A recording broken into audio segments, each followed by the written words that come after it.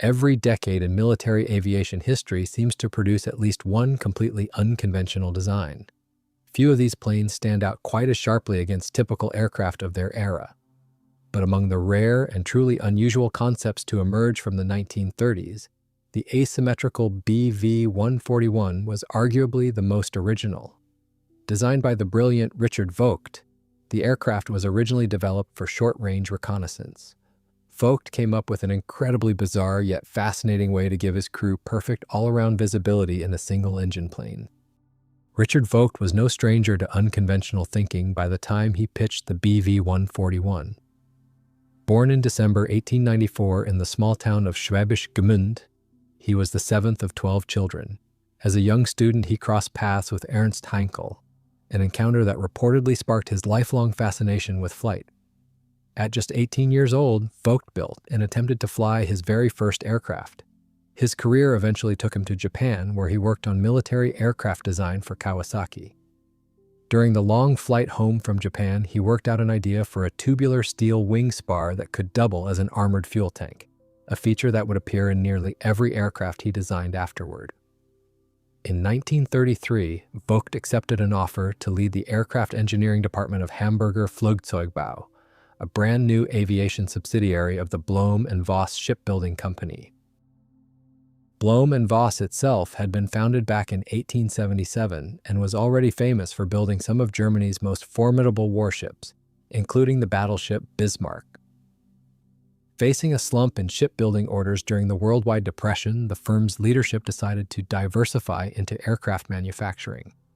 Vogt's first project for the company was the conventional Ha-136 trainer, followed by the Ha-137 dive bomber, an aircraft with distinctive inverted gull wings that never entered production but showcased many of his early engineering ideas.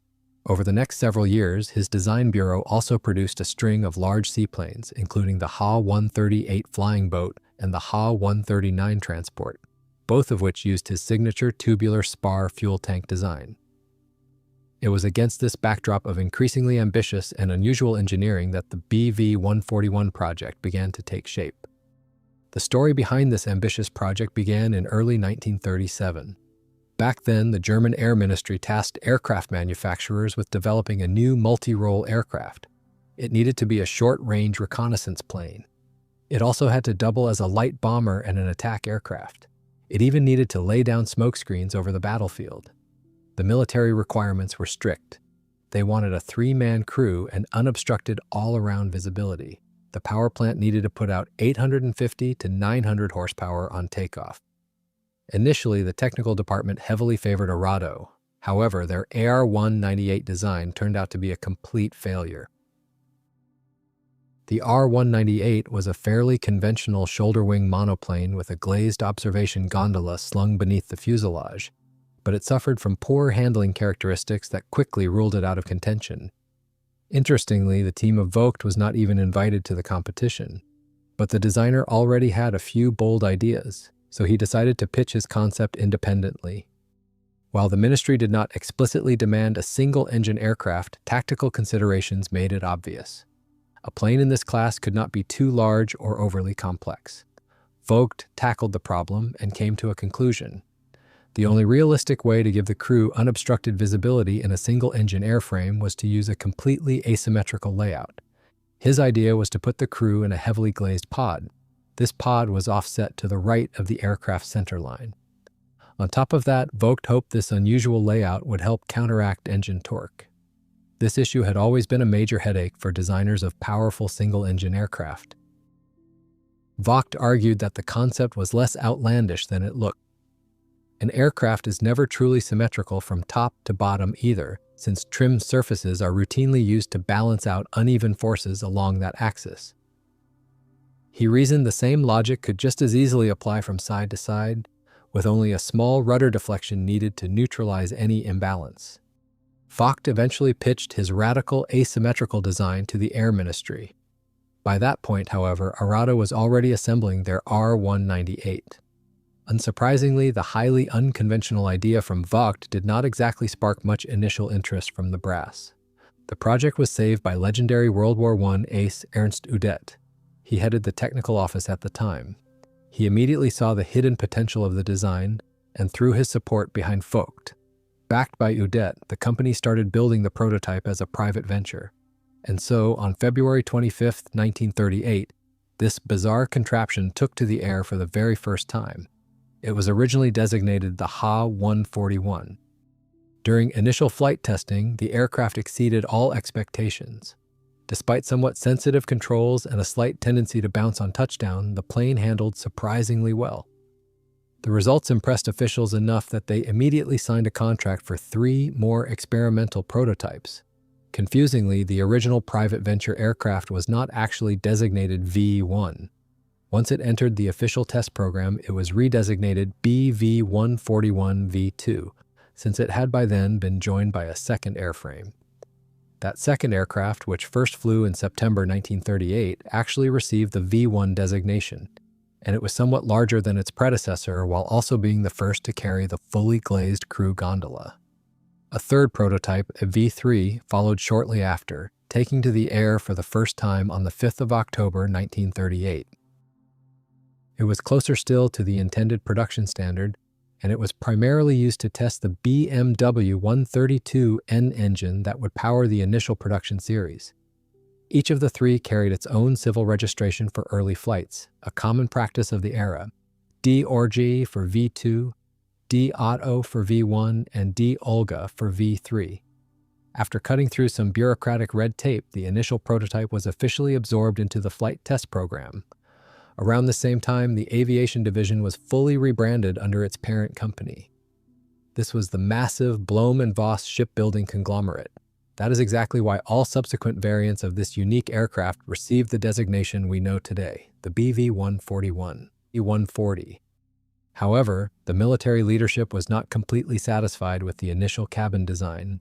As a result, the crew nacelle was completely redesigned for the following prototypes. It now closely resembled the extensively glazed cockpit of the FW-189 reconnaissance plane. This plane was in development at the same time and featured numerous flat glass panels. Officially named the Uhu, German for eagle owl, the FW-189 took a completely different route to the same problem. Instead of an asymmetrical fuselage, Focke-Wulf used twin tail booms flanking a fully glazed central nacelle, giving the crew a nearly uninterrupted view in every direction without resorting to anything nearly as radical as Vogt's approach. The aircraft was heavily armed. It featured 2 fixed forward-firing 7.9 2mm machine guns. It also had 2 more identical guns in flexible mounts for rear defense. Additionally, the aircraft could carry 4 50-kilogram bombs on underwing racks. As the design was refined, the aircraft's dimensions grew slightly. The wingspan grew from 49.2 to 49.5 feet. The wing area expanded from 431.6 to 435.9 square feet. The total length of the airplane stretched from 36.4 to 37.4 feet. This updated aircraft had an empty weight of 6,816 pounds. Its maximum takeoff weight reached 8,448 pounds. Full flight testing of the updated prototypes began in September 1938. However, there were some early setbacks. Serious hydraulic system issues surfaced almost immediately. A month later, one of the prototypes had to make an emergency belly landing. This happened when the landing gear only partially extended. Fortunately, engineers quickly addressed these flaws on the next prototype. This specific airframe was intended as the production standard. To improve directional stability during flight, the fuselage of the updated BV-141 was lengthened to 39.9 feet. The wingspan also grew, now measuring 50.5 feet. The main landing gear track was widened from 16.1 to 17.1 feet. The crew compartment was quite cramped. The pilot was seated on the left and the observer was on the right. The observer's seat was on rails. This allowed him to slide forward into the heavily glazed nose for precision bomb aiming when needed. The radio operator was stationed in the rear of the nacelle. The observer was also responsible for operating the reconnaissance camera and the upper machine gun. The crew nacelle was kept as compact as possible. It measured just 3.9 feet wide and 4.9 feet tall. The structure ended in a specialized tail cone. This cone housed an MG-15 machine gun at the very rear. Similar to the Focke-Wulf design, this cone could rotate a full 360 degrees. This positioned the gunner right at the level of the wing's trailing edge. The aircraft's tail assembly was nearly symmetrical. Trim tabs were installed on the elevators, rudder, and the left aileron. The ailerons were balanced by aerodynamic tabs on each wing. The primary flight controls used rigid push rods. Meanwhile, the flaps and landing gear were hydraulically actuated. The aircraft was powered by a 9-cylinder, air-cooled BMW 132N radial engine. Its performance was impressive. It produced 865 horsepower at sea level. The output reached 960 horsepower at an altitude of 9,840 feet. A 129-gallon fuel tank was located directly behind the engine. In addition to the 4 machine guns, the BV-141 was equipped with 4 bomb racks. It also carried an automated reconnaissance camera. This camera could be easily swapped for different models depending on the mission requirements. Typical camera fits included both vertical mapping cameras for systematic photographic coverage of enemy territory and oblique models better suited to spotting individual targets such as troop concentrations or artillery positions. In terms of performance, this early version of the BV-141 proved quite capable for its day. It could reach a top speed of roughly 248 miles per hour at sea level, climb to a service ceiling near 29,500 feet, and cover about 700 miles on internal fuel alone. That range was nearly double what the competing FW-189 could manage, a genuine selling point for a reconnaissance aircraft expected to operate deep over enemy lines. Even the Reich Air Ministry had viewed the BV-141 with deep skepticism right from the start. However, they had to admit the obvious. Despite its bizarre asymmetrical layout, the aircraft handled beautifully and met all design requirements. Somewhat reluctantly, the Luftwaffe ordered an initial pre-production batch of 5 airframes. In early 1939, the updated aircraft was sent off for another round of testing. Engineers tweaked the design once more. The wingspan was slightly increased from 15.4 to 15.5 meters. The wing area was expanded from 41.1 to 41.5 square meters. Thanks to these refinements, they managed to shave the aircraft's empty weight down. It went from 3,200 to 3,100 kilograms. The standard takeoff weight remained unchanged at 3,900 kilograms. However, the BV-141 still had an Achilles heel. That was its hydraulic system. Shortly after test flights resumed, a serious malfunction occurred. One main gear leg jammed in the down position. The other remained stuck inside the wing. This specific airframe was scheduled to be transferred to the main Luftwaffe test facility at Rechlin. Rechlin functioned as the Luftwaffe's primary aircraft test and evaluation center throughout the war, and any type sent there for official trials was effectively being considered for a production decision, which underscores how seriously the design was being taken despite the ongoing skepticism from Berlin. Because of this, the incident severely delayed the entire official testing program. Blohm and Voss finished the remaining 4 pre-production aircraft on time. Structurally, they were identical to the previous airframe. The only notable upgrade was a more modern defensive gun mount, which replaced the old sliding hatch. Several of these early pre-production machines would eventually finish out their service at a reconnaissance training school called Aufklärungsschule 1, based at Grossenhain, rather than with any frontline unit. The official test program concluded successfully in January 1940, with test pilots submitting generally very positive reports. To evaluate the aircraft's potential as a tactical bomber, it was fitted with a specialized bomb sight for low-altitude operations. During these trials, crews flew 13 sorties, dropping nearly 60 bombs from various altitudes. These weapons trials were conducted simultaneously across several military test ranges.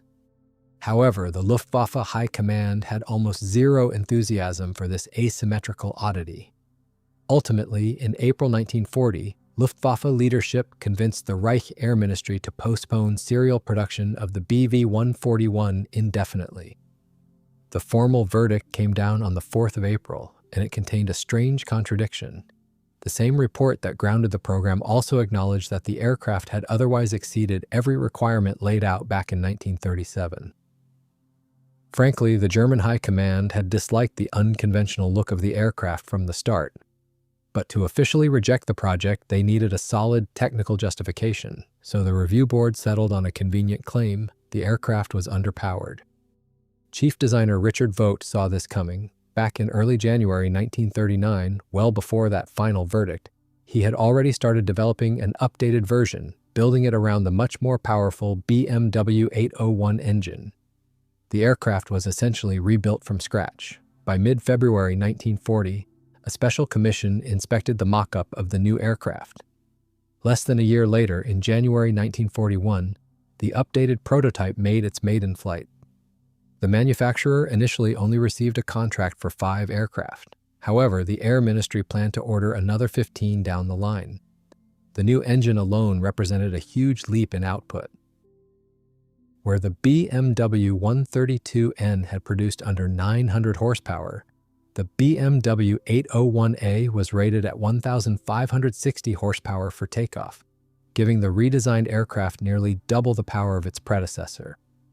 Despite everything that would go wrong with the program in the months ahead, the extended order was eventually fulfilled in full. 10 pre-production examples were followed by a further production batch, bringing the total number of these BMW 801-powered aircraft built and delivered to 20. But the optimism was short-lived. It quickly became apparent that the new BV-141 handled even worse than its predecessor. Structural tests conducted in the fall of 1940 showed a problem. Sections of the airframe needed significant reinforcement. The engineers had to rework the tail section, the landing gear, and the entire flight control system. On top of that, chronic issues with the hydraulics and the landing gear mechanisms persisted. When they started testing the new BMW 801 engine, it also had some nasty surprises in store. Ground structural tests were still ongoing, so they had to restrict the top speed of the aircraft. It was limited to 280 miles per hour during the initial flights. In flight, the aircraft was temperamental. The trim tabs proved ineffective, and the plane was overly sensitive to control inputs. And to make matters worse, the hydraulic system issues never went away. They plagued the aircraft throughout the entire test program. Constant modifications were needed to fix the flaws of the first prototype. Because of this, construction of the next 4 airframes was heavily delayed. Compared to the first version, the new aircraft was noticeably larger. The wingspan now stretched to 57 feet 3 inches. Overall length reached nearly 46 feet, and empty weight climbed past 10,300 pounds, with a maximum takeoff weight of just over 12,500 pounds. Even with all that added bulk, top speed at sea level worked out to around 230 miles per hour, rising to roughly 272 miles per hour at 16,000 feet, with a service ceiling near 32,800 feet and a range of about 746 miles on internal fuel. Its wing planform was also altered. The fuselage used to be oval. Now it was perfectly round along its entire length, and the tail section was redesigned from the ground up. The designers tried an interesting experiment to improve visibility in fields of fire for the tail gunner. They completely removed the right half of the horizontal stabilizer, then enlarged the left side to compensate. Flight tests showed that this extreme asymmetry did not adversely affect handling. Therefore, they kept this unusual feature for the final version of the BV-141.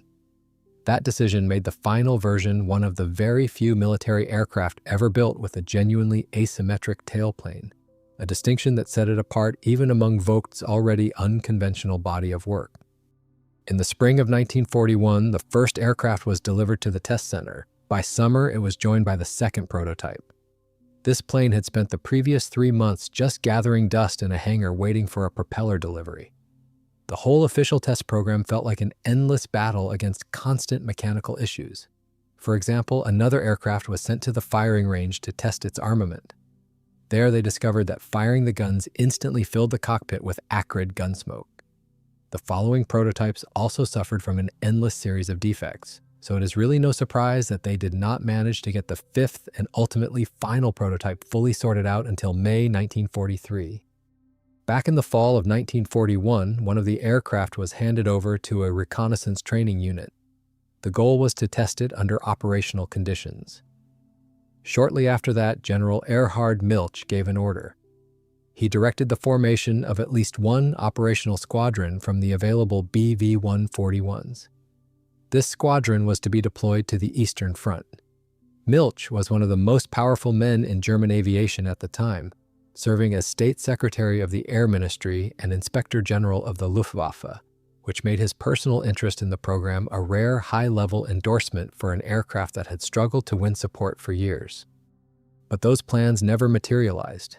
In the spring of 1942, the Luftwaffe High Command finally scrapped plans to form a special squadron. By then, it had become obvious that the reliable twin-engine FW-189 was handling the aerial reconnaissance role perfectly on its own. This decision was undoubtedly influenced by the long list of mechanical issues plaguing the BV-141. There was another major factor, too.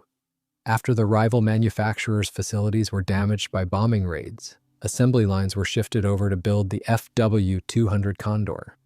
That project consumed roughly 80% of all available production capacity.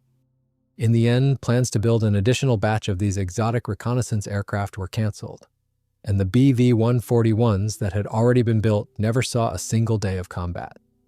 The asymmetric layout did not disappear along with the program's cancellation, however.